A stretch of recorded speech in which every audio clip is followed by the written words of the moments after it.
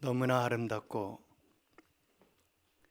감동적인 이 밤을 우리에게 주신 것을 감사합니다. 또한 주님께서 성령 하나님으로 이곳을 감사하시고 이 밤에 우리를 만나 주시기를 기뻐하시는 것을 감사합니다. 한 분 한 분의 삶 속에 새로운 성령의 계절을 허락하시고 지금까지 보지 못했던 지극히 아름답고 영광스러운 삶을 펼쳐 나가실 것을 기대하며 감사를 드립니다.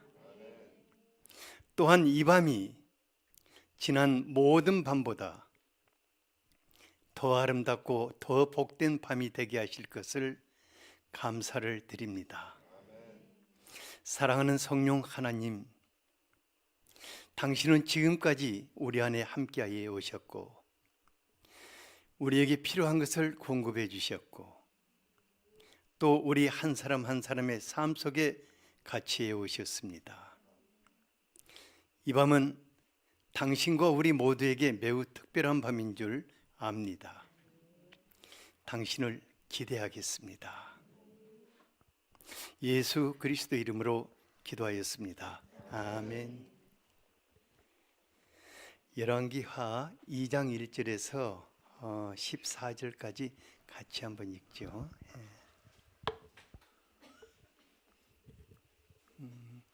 시작. 여호와께서 회오리 바람으로 엘리야를 하늘로 올리고 하실 때 엘리야가 엘리사와 더불어 길갈에서 나가더니 엘리야가 엘리사에게 이르되 청하건대 너는 여기 머물라 여호와께서 나를 베델로 보내시느니라 하니 엘리사가 이르되 여호와께서 살아계심과 당신의 영혼이 살아있음을 두고 맹세하노니 내가 당신을 떠나지 아니하겠나이다 하는지라. 이에 두 사람이 베델로 내려가니 베델에 있는 선지자의 제자들이 엘리사에게로 나와 그에게 이르되 여호와께서 오늘 당신의 선생을 당신의 머리 위로 데려가실 줄을 아시나이까 하니 이르되 나도 또한 아노니 너희는 잠잠하라 하니라. 엘리야가 그에게 이르되 엘리사야 청하건대 너는 여기 머물라 여호와께서 나를 여리고로 보내시느니라. 엘리사가 이르되 여호와께서 살아계심과 당신의 영혼이 살아있음을 두고 맹세하노니 내가 당신을 떠나지 아니하겠나이다 하니라.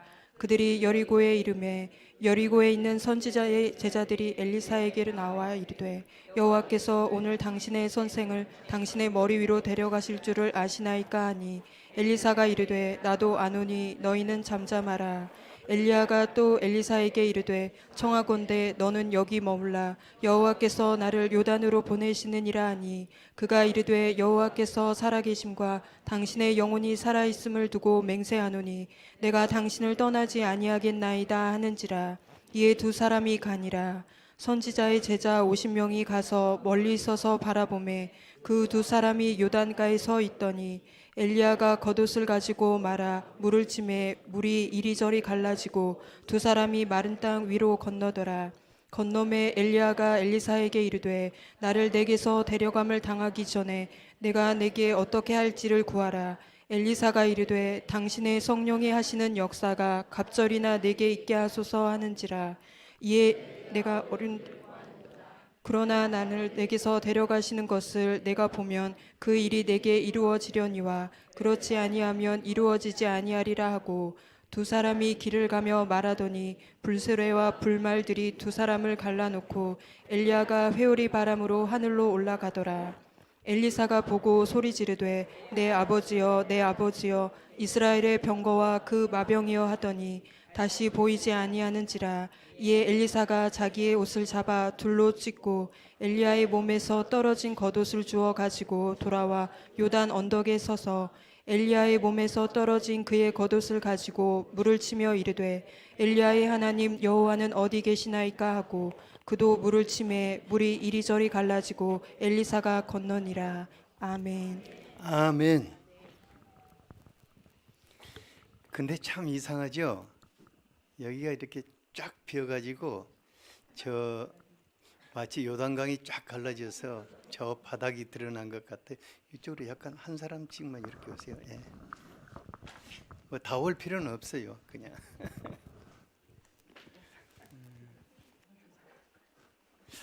이제 지난 주간부터 성령의 계절을 이렇게 준비해야겠다 하고 첫 번째 말씀으로 주여 나를 새롭게 하소서 말씀을 이렇게 준비해 나가는데 정말 이상한 기운이 제 몸에 이렇게 느껴왔어요. 그래서 아마 뭐 성령의 계절을 여는 전야제인가 보다 했었는데 이제 내가 해야 할 일들 다 마치고 다영이도 이제 다 마치고 월요일 저녁부터 아주 죽는 듯한 고통이 온 몸을 뒤틀었어요. 그래서 숨을 쉴 수 없어가지고 몇 번이나 구급차를 부를까 이제 그런 생각 해왔는데 한 번도 죽은 일이 없어가지고 좀 지나면 되겠지. 이제 저희 집 사람이 그러면 금요 말씀만큼이라도 좀 최 목사님한테 좀 맡기면 좋겠다고. 그런데 제가 맡길 수가 없었던 것이 그 고통 중에서 주님께서 계속해서 말씀을 보여주시는 거예요. 말씀을 보여주시면서 이 말씀을 전해주기를 원한다는 그런 감동을 이렇게 계속 받게 됐어요. 그래서 꼭 제가 최 목사님한테 말씀을 이렇게 맡기고 싶었는데 맡기지 못했어요. 그러니까 제 생각에는 성령님께서 꼭 주시고 싶은 사람이 있으시는 것 같아요. 저를 통해서 꼭 주시고 싶은 사람이 있는 것 같다는 생각이 들어요. 그래서 여러분들 중에 주님이 오늘 이 말씀을 나에게 주셨다 이렇게 깊은 감동이 오는 분들에게는 복된 성령의 계절이 오게 되고 지금까지는 체험해보지 못했던 그런 아름다운 삶의 세계가 펼쳐지리라고 저는 기대합니다. 우리가 잘 알고 있는 엘리야와 그의 후계자인 엘리샤는 동시대의 사람입니다. 그러나 이스라엘의 건국 이래에 가장 강력한 영향력을 끼친 두 선지자입니다. 엘리야는 우상 숭배에 빠진 그 아합과 그 백성들을 하나님께로 돌이키는 종교 계획을 단행했습니다. 그는 불의 사자로서 왕과 왕백에 붙어 사는 바알 선지자 450인과 아세라 선지자 400명을 갈멜산으로 불러서 영적인 싸움을 하여 크게 승리를 하고 하나님의 백성들을 하나님께로 옮겨놓는 그렇게 나라를 새롭게 했습니다. 엘리야 시대를 생각하면 우리 시대에도 엘리야와 같은 불의 사자가 있어서 이 나라와 이 백성을 새롭게 해야겠다 하는 생각이 듭니다. 특히 이곳 경주에는 사찰을 중심으로 우상 숭배가 가득합니다. 또 요즘은 근래에 들어와서 전국에서 내로라 하는 무속인들이 다 저 간포 있는 묵무왕릉 그 앞에 그 간포 해변에 집결을 해가지고 죽어버린 용왕을 부활시키고자 하는지 하여튼 그들은 날마다 구판을 벌리고 있다고 그래요. 이번 오순절 성령의 계절을 향해 가는 길목에서 성령께서 그냥 거룩한 불로 그들을 다 소멸해 보시도록 여러분들이 기도해 주시기를 바랍니다. 제 목사님 오늘 그걸 위해서 기도해 주세요.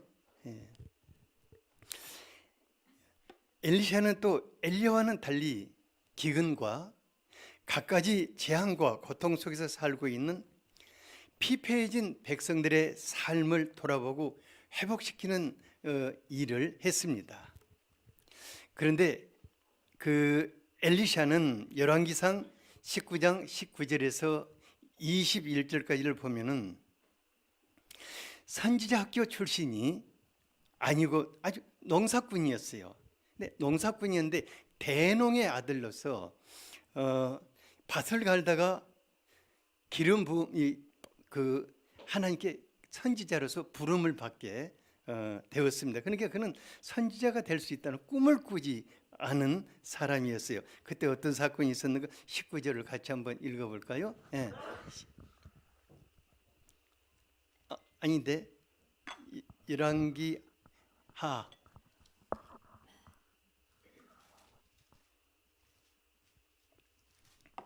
19장 19절.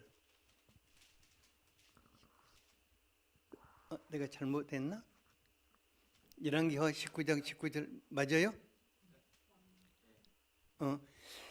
엘리야가 거기서 떠나 사벳의 아들 엘리샤를 만나니 들려요? 예, 같이 한번 읽어보죠. 예, 시작.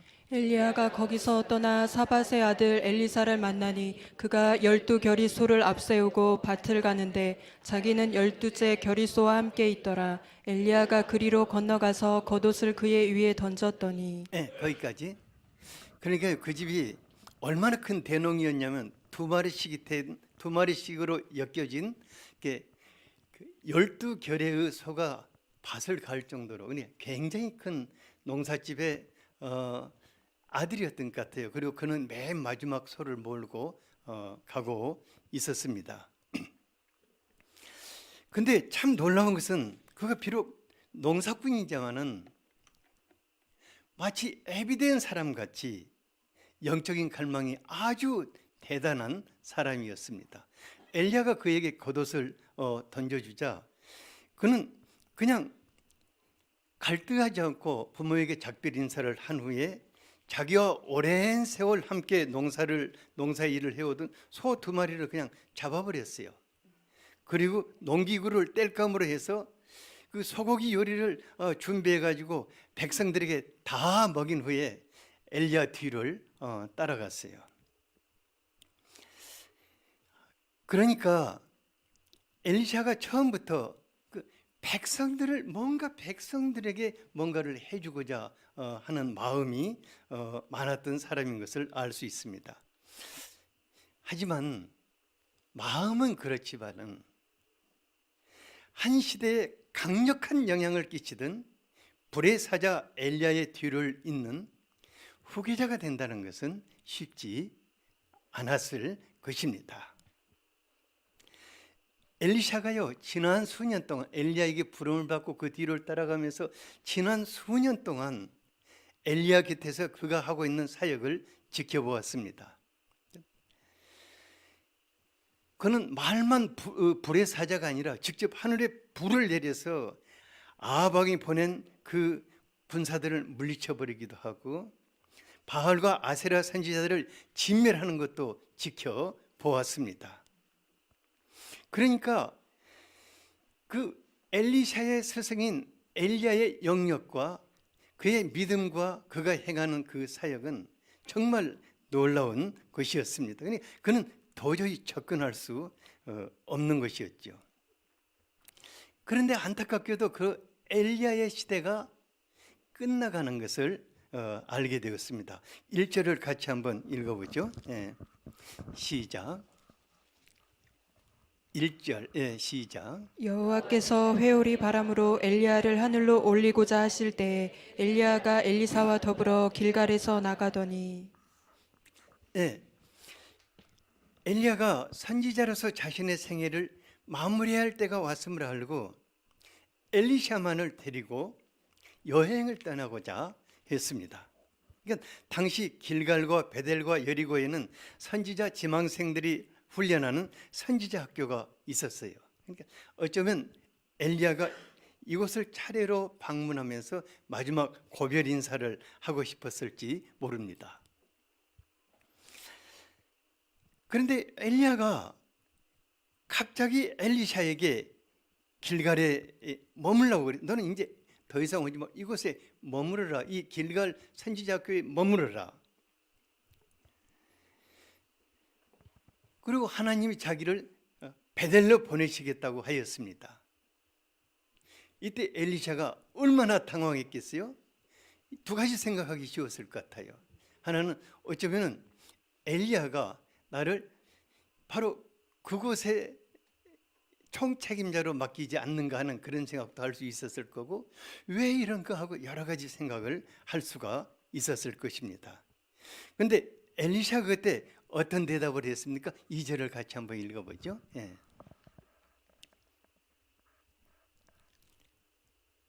2절, 예. 2장 2절. 오늘 왜 이렇게 뜨냐?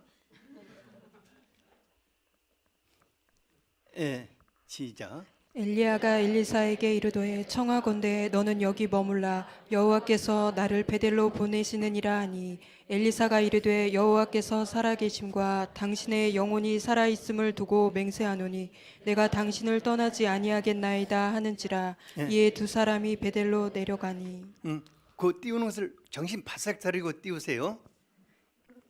거기서 뭔가 딱 단절되면 안 돼요.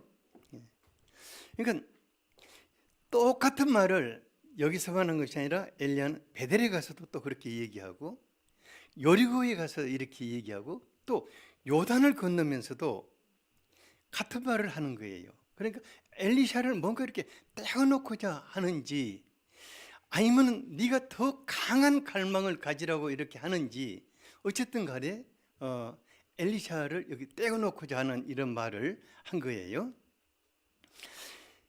그런데 엘리샤 역시 더 아주 강력하게 엘리야에게 다가서며 말했어요. 여호와께서 살아계심과, 그러니까 하나님이 살아계심과 당신의 영혼이 살아있음을 두고 맹세하노니 내가 당신을 떠나지 아니하겠나이다. 그러니까 엘리샤는 엘리야를 결코 떠날 수 없다는 거예요. 엘리야를 그냥 꽉 붙잡고자 하였습니다. 왜 그랬을까? 실제로 엘리야의 하나님이 엘리샤 자신의 하나님이 되기를 원했기 때문입니다. 엘리샤가 엘리야와 함께 베델과 여리고에 도착했을 때 그곳의 선지자들이 엘리샤에게 똑같은 질문을 했어요.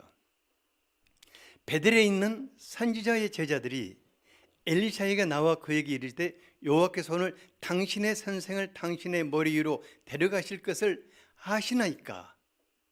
그러니까 그 선지자들이 애언의 영을 받는 사람들이기 때문에 오늘 하나님께서 엘리야를 데리고 가실 줄을 알고 있었어요.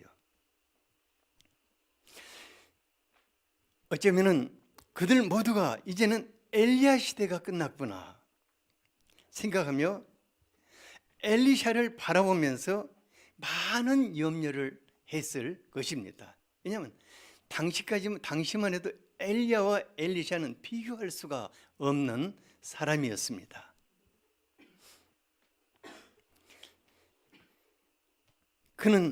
그래서 엘리샤의 생각은 전혀 달랐어요. 왜냐하면 그는 여호와께서 살아계신다, 그리고 당신의 영혼이 살아있다, 그렇기 때문에 나는 당신 곁을 떠날 수 없다, 이렇게 말을 했는데, 이렇게 하신 것은 엘리샤의 스승인 엘리야를 통해서 지금까지 큰 일을 해오신 살아계신 하나님께서 살아있는 그 엘리야를 통해서 자기에게 뭔가를 넘겨주실 것을 기대하고 있었기 때문입니다. 그러니까 엘리야가 떠나기 전까지 엘리야를 붙잡고 있는 이유가 엘리야와 함께 하셨던 그 하나님께서 엘리샤에게 오시면서 그와 함께 역사했던 그것을 자기와 같이 하실 것을 기대한 것입니다. 엘리샤는 바로 그 영역을 물려받고 싶었습니다. 엘리야의 하나님이 자신의 하나님이 되셔서 엘리샤의 시대를 열어가신다면 그때는 또 다른 일들을 펼치실 것을 기대한 것입니다. 그러니까 엘리샤는 지금까지 엘리야를 통해서 행해진 모든 그 하나님의 사역이 엘리샤라는 사람이 한 것이 아니라 엘리샤와 함께 해오셨던 성령 하나님께서 하신 것이라고 그는 확실하게 믿은 것입니다.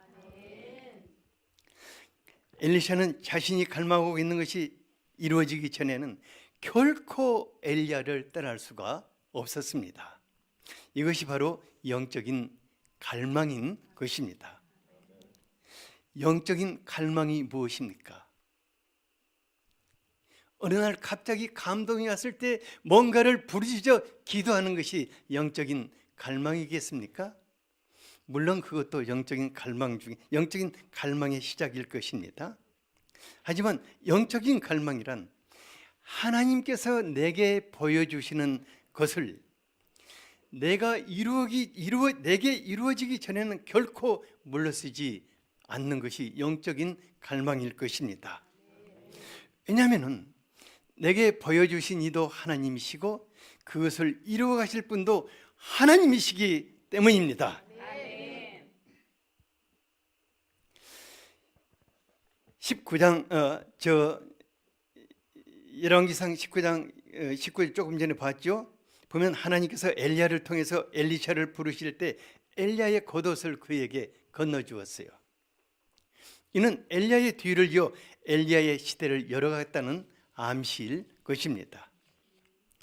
그런데 아직까지 엘리샤에게 그런 하나님의 능력이 엘리샤를 통해서 나타나지를 않았습니다. 예수님은 제자들에게 오직 성령이 너희에게 임하시면은 너희가 권능을 받게 되리라고 하였습니다. 그러니까 그들이 받기 전까지는 정말로 무력하고 두려워하고 연약한 그런 보잘것없는 사람들이었거든요. 그런데 성령이 그들에게 임하시면 그들이 하늘의 권능을 받게 되는 것입니다. 이런 예수님이 말씀하시는 그런 권능이 엘리샤에게는 아직 나타나지를 않았습니다. 하지만 영적인 권위와 능력은 사람이나 조직이 주는 것이 아니라 하나님께서 친히 성령을 통해서 우리에게 부어주시는 것입니다. 엘리샤는 엘리야의 뒤를 이어서 선지자 그룹을 이끌며 백성들을 돌보는 지위에 오르는 것을 원치 않았습니다. 오히려 그보다도 엘리야의 하나님이 자신의 하나님이 되어서 하나님이 이 백성을 더 아름답고 더 복되게 돌보기를 원하고 또 원했습니다. 그런데 이 같은 이 갈망을 엘리야를 통해서 그에게 계승해 주기를 소망한 것입니다. 그는 하나님이 세우신 영적인 질서를 매우 소중하게 여겼던 것을 알 수 있습니다. 하나님께서 우리 마음에 담아주시는 약속은 매우 소중한 것입니다. 그 약속이 실현될 때까지 우리는 지금까지와 그 약속이 실현된다면 우리는 지금까지와 전혀 다른 세계를 누리며 살게 될 것입니다. 저는 교회에 대한 이사야서 60장의 비전을 굳게 붙잡고 있습니다. 그래서 여러분들에게 아주 틈나는 대로 이사야서 60장을 말해주고 있습니다. 하나님이 성령의 계절을 통해서 그런 비전을 우리 가운데 점차로 실현시켜 나가실 것을 기대합니다. 그리고 제 개인적으로는 요한복음 14장 12절 말씀을 굳게 붙잡고 있습니다. 내가 진실로 진실로 너희에게 이르니 나를 믿는 자는 내가 하는 일을 그도 할 것이요 또한 그보다 큰 일도 하리니 이는 내가 아버지께로 감이라. 이 두 말씀은 하나님께서 우리 교회와 제 자신에게 주신 약속의 말씀이기 때문에 다 이루어지기까지 내 평생 갈망하며 살려고 합니다. 이것은 제 개인을 위한 것이 아닙니다. 우리 교회가 더 커지고 그런 것을 위한 것도 아닙니다. 하나님의 나라와 그 백성들을 위한 것이기 때문에 저보다 우리 주님께서 이루시기를 더 원하실 것입니다. 하나님은요, 제가 좀 숨이 차서 말씀을 전하는데 좀 뻐걱거릴 거예요. 근데 이해하세요. 그냥 하나님은 여러분들의 마음속에 있는 갈망을 소중히 여기십니다. 갈망하는 바를 끝까지 놓치지 않는다면 반드시 하나님께서 그를 통해서 하나님의 영광을 나타내시는 것을 보게 될 것입니다. 누가복음 18장 7, 8절을 같이 한번 읽어보죠. 시작. 하물며 하나님께서 그 밤낮 부르짖는 택하신 자들의 원한을 풀어주지 아니하시겠느냐? 그들에게 오래 참으시겠느냐? 내가 너희에게 이르노니 속히 그 원한을 풀어주시리라. 그러나 인자가 올 때에 세상에서 믿음을 보겠느냐 하시니라. 우리가 영적인 갈망을 놓치지 않는다면 우리 마음에 한 맺힌 소망을 하나님이 반드시 이루실 것입니다. 우리는 소망을 마음에 한 맺힌 듯 가져야 할 것입니다. 그래서 저는 그냥 아무렇게나 100년을 사는 것보다 주님이 약속하신 것이 이루어지는 하루를 살고 싶습니다. 엘리야의 하나님 누구의 하나님이십니까? 여러분들의 하나님이십니다. 엘리야의 하나님이 누구의 하나님이십니까? 네, 여러분들의 하나님이십니다. 바로 그 하나님께서 엘리야를 통해서 아름다운 일을 행하셨다면 여러분들을 통해서 아무 일도 행하지 않으시겠습니까? 하나님은 반드시 지금까지 보지 못했던 크고 아름다운 일들을 행해 나가실 것입니다. 여러분들이 전임 사역자든 평신도든 상관이 없습니다. 하나님은 그 아름다운 일을 행하실 것입니다. 둘째로 엘리샤는 더욱 큰 세계를 꿈꾸고 있었습니다. 엘리야가 요단강에 이르렀을 때 강물이 아주 넘실거려서 건널 수가 없었어요.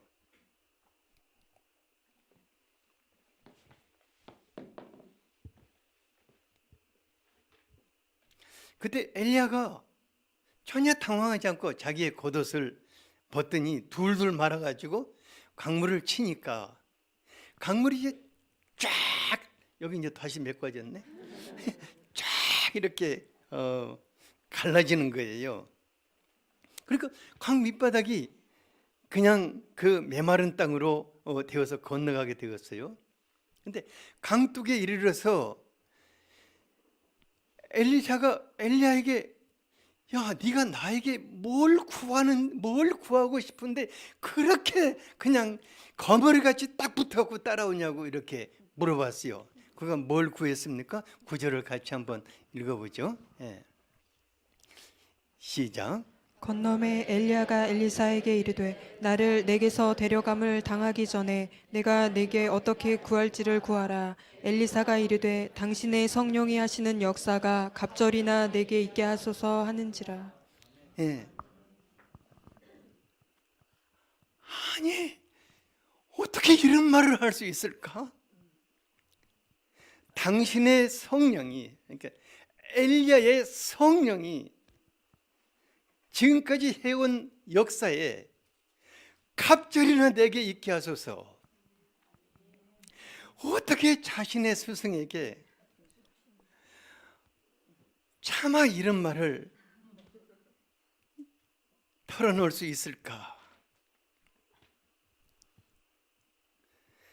그 불의 사자 엘리야보다 갑절이나 성령의 능력을 구하는 것, 어찌 보면은 야심으로 비춰지기 쉽습니다.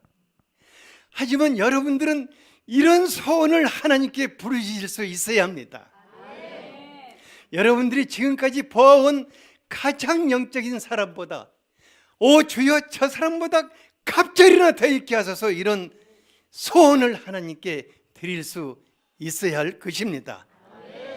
저한테는 하지 마세요. 그냥 나 같은 사람 두 갑절 나와서 무슨 의미가 있겠어요?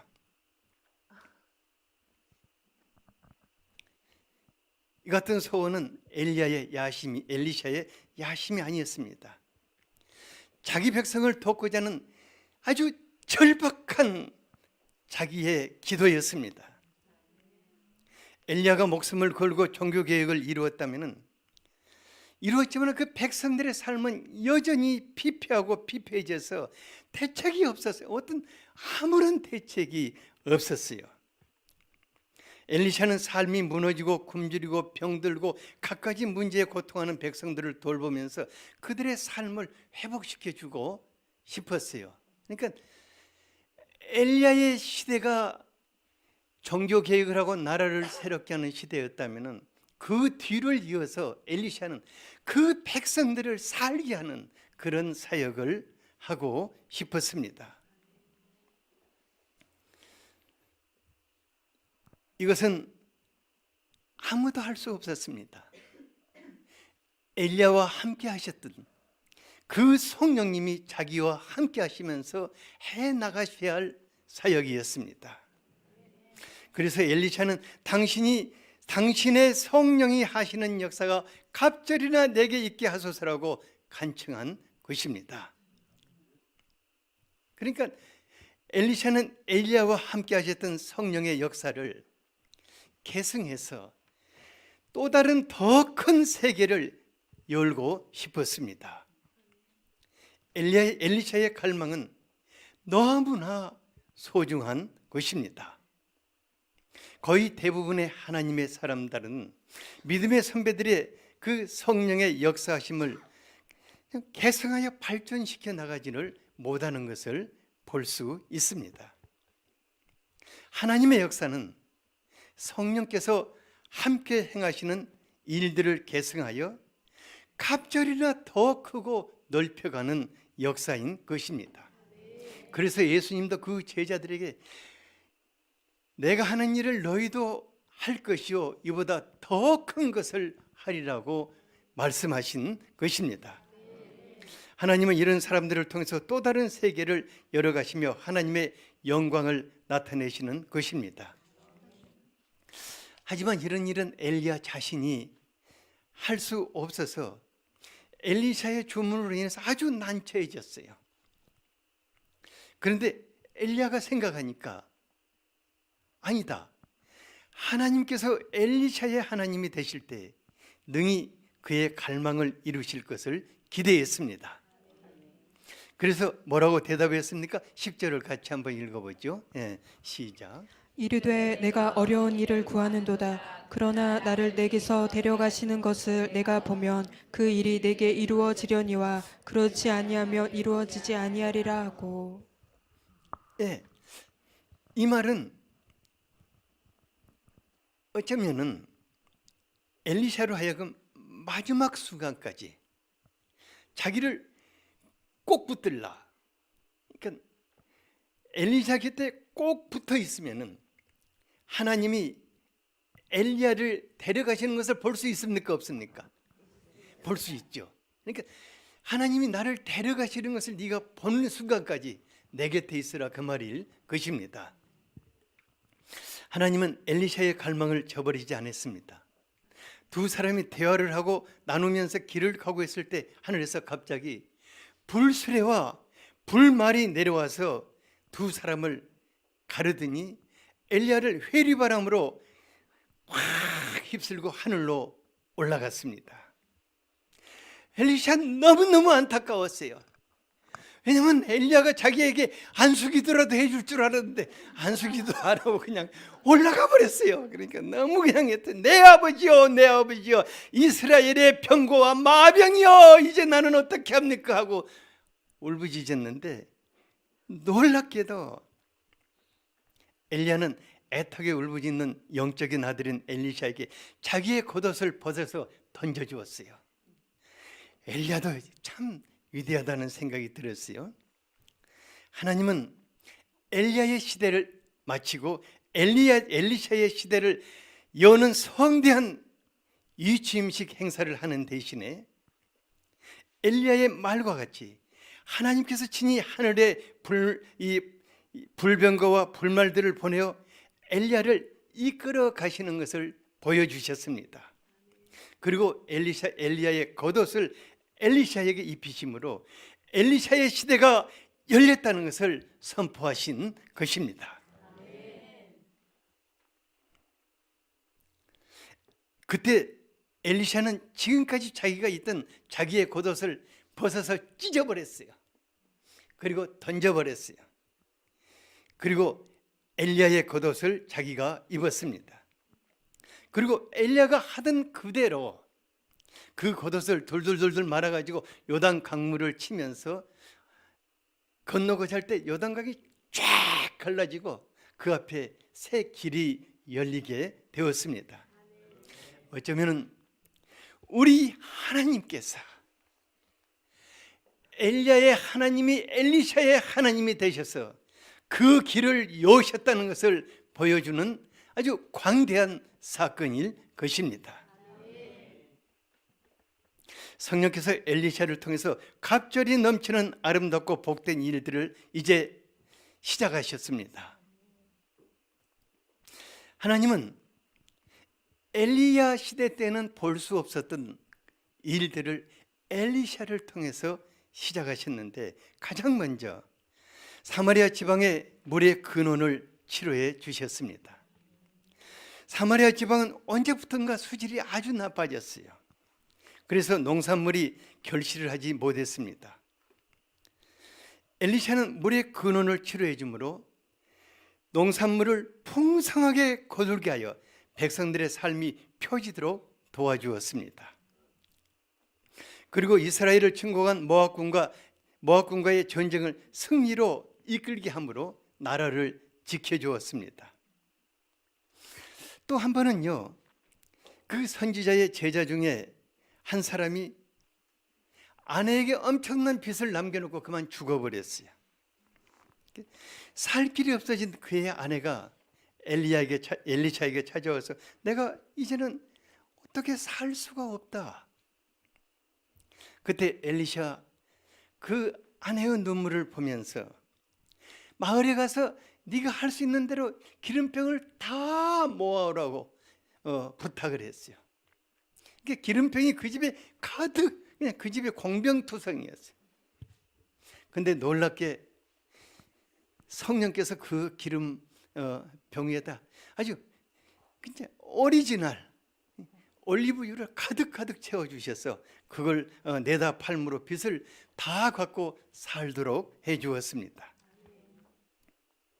또 한 번은 하나님의 사람으로 엘리샤를 하나님의 사람으로 공경하고 섬겨오던 그 수넴 여인의 아들이 죽어버렸어요. 그때 엘리샤가 직접 그를 찾아가서 끌어안고 기도해 주므로 그를 살려서 어머니 품에 안겨서 그 수넴 여인의 기쁨을 되찾아 주었습니다. 또 한 번은 심한 기근이 들었을 때 어떤 사람이 엘리샤에게 먹을 음식을 가져왔는데 그걸 오병이어로 삼아서 모든 선지자 생도들에게 배불리 먹이는 아름다운 사역을 하였습니다. 그리고 우리가 잘 아는 아랍 왕국의 실권자인 나만 장군이 나병에 들어서 찾아왔을 때 그를 요단강으로 보내서 7번씩이나 목욕을 하고 나오라 함으로 그를 치료해 주었습니다. 또 이런 일도 있었어요. 아주 사소한 것들도 있어요. 뭐냐면 선지자 학교 증축을 하다가 어떤 사람이 도끼를 연못에 빠뜨렸는데 너무 팔을 동동동동동동 굴리면서 저걸 못 찾으면 큰일이라고 하니까 엘리샤가 가서 그걸 또 나무 막대기로 떠오르게 해서 그걸 건져서 주었어요. 또 엘리샤의 마음이 참 풍성했어요. 아람 군대가 자기를 체포하러 왔는데 그 군대의 눈을 다 감게 하셔가지고 그를 포로로 잡았는데 그 다 죽이려고 하는데 그거 하지 말라고 음식 배불리 먹고 덜어 벌려보내라고 하였어요. 그러니까 엘리샤가 한 일을 쭉 읽다 보면요, 성경에 기록하지 않는 일도 참 많이 있을 것입니다. 성령 하나님 그와 함께 하시면서 일평생 나라와 백성들을 돌보고 살리는 아름다운 삶을 살게 하셨습니다. 그런데 엘리샤의 이와 같은 삶은 그의 영적인 갈망에서 시작됐고 지속되는 영적인 갈망을 통해서 이루어져 나갔다는 것을 알 수가 있습니다. 영적인 갈망은 하나님의 뜻을 이루고자 하는 하나님의 마음에서 주어지는 것입니다. 그래서 하나님은 성령의 역사하심이 갑절이나 내게 있기를 원하는 엘리샤의 영적인 갈망을 기뻐하시고 그대로 행하신 것입니다. 하나님 앞에서 지금의 자신의 능력이나 지금의 자신의 처지나 지금의 자신의 지위나 이런 것이 그렇게 크지를 않습니다. 우리 하나님, 우리의 영적인 갈망을 소중하게 여기십니다. 그리고 성령 하나님, 우리를 통해서 역사하기 시작하실 때 지금까지 보지 못했던 크고 아름다운 일들을 지속해 나가는 것을 보게 될 것입니다. 저는 여러분 모두가 그런 영적인 갈망의 사람들이 되기를 원합니다. 엘리샤가 평범한 농사꾼이었습니다. 본래 그런 능력을 행하는 사람이 아니었습니다. 하지만 그에게는 누구에게서도 찾아볼 수 없는 그 자기 마음속에 끓어오르는 영적인 갈망이 있었습니다. 바로 그 갈망이 성령 하나님으로 하여금 일하게 하셨습니다. 많은 사람들이 보게 하셨고 많은 사람들이 그를 통해 살게 되었습니다. 저는 우리 시대가 이런 엘리샤와 같은 사람이 간절하게 필요하다고 생각합니다. 그런 엘리샤와 같은 영적인 갈망을 가진 사람들이 필요합니다. 그가 농사꾼이든 직장인이든 하나님의 종이든 가정주부든 상관이 없을 것입니다. 사도행전 2장에 보면은 성령께서 모든 사람들에게 임하신다고 하였습니다. 성령께서 임하시면은 그의 영적인 갈망을 쫓아 행하실 것입니다.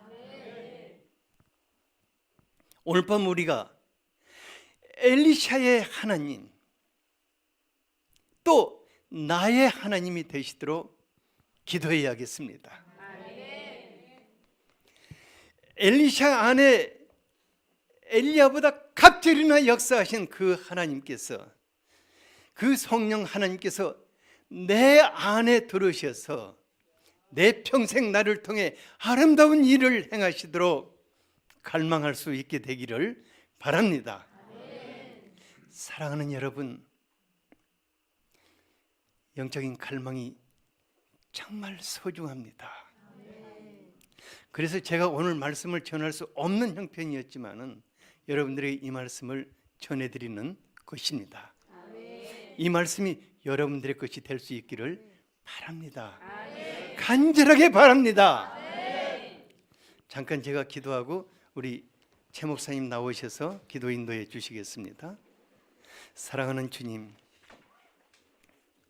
오늘 밤 한 시대를 성령 하나님과 함께 섬겨온 엘리샤의 영적인 갈망을 배우게 하셔서 감사합니다. 하나님, 엘리샤의 영적인 갈망을 무시하시지 않으신 것을 감사합니다. 그가 갈망했던 것보다 더 크고 놀라운 일을 행하신 것을 감사합니다. 사랑하는 우리의 하나님 아버지, 오늘 우리 시대가 너무나 심각합니다. 악령이 이 시대를 삼키고자 합니다. 사람들의 마음과 삶의 피폐함이 이 시대를 휩쓸고 있습니다. 사랑하는 아버지 하나님, 이 백성의 아버지이신 하나님, 이 나라가 당신에게 있습니다. 우리에게 엘리샤와 같은 영적인 갈망을 주시옵소서. 그리고 그 갈망을 이루시옵소서. 이 시대에 나타나시옵소서. 이 나라를 구원하시옵소서. 이 백성을 치유하시옵소서. 이 백성을 회복하시옵소서. 아버지 하나님, 이 밤에 우리가 기도할 때 당신이 그 기도를 응답하여 주시옵소서.